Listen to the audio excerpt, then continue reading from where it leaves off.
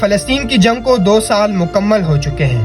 وہاں کے لوگوں کی چیخیں آسمان تک پہنچ چکی ہیں، لیکن دنیا کے کان اب بھی بند ہیں۔ 7 اکتوبر 2023 کو شروع ہونے والی یہ جنگ ایک حملے نے جب سب کچھ بدل کے رکھ دیا، اور اسرائیل نے اپنا تمام غصہ ایک چھوٹی زرزمین پر اتارا جہاں نہ فوج ہے نہ ایئر ڈیفنس، بچے، بوڑھے اور نوجوان جو اب صرف شہید کہلاتے ہیں۔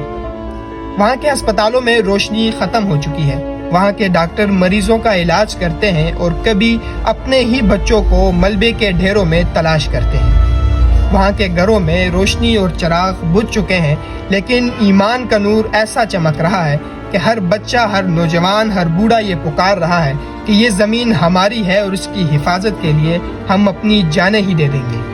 اسرائیل کے مطابق وہ اپنا دفاع کر رہا ہے، لیکن دنیا جانتی ہے کہ یہ یک طرفہ جنگ ہے جہاں بموں کا مقابلہ پتھروں سے اور ٹینکوں کا مقابلہ دعاؤں سے ہو رہا ہے۔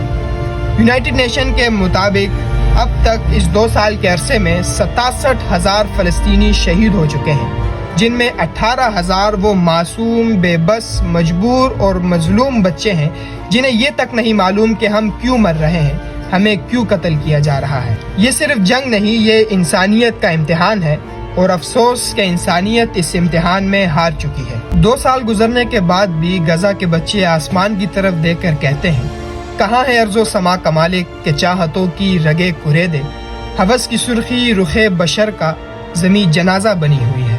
ارے کوئی مسیحا ادھر بھی دیکھے، کوئی تو چارہ گری کو اترے، ہوس کی سرخی رخ بشر کا زمیں جنازہ بنی ہوئی ہے، زمیں جنازہ بنی ہوئی ہے۔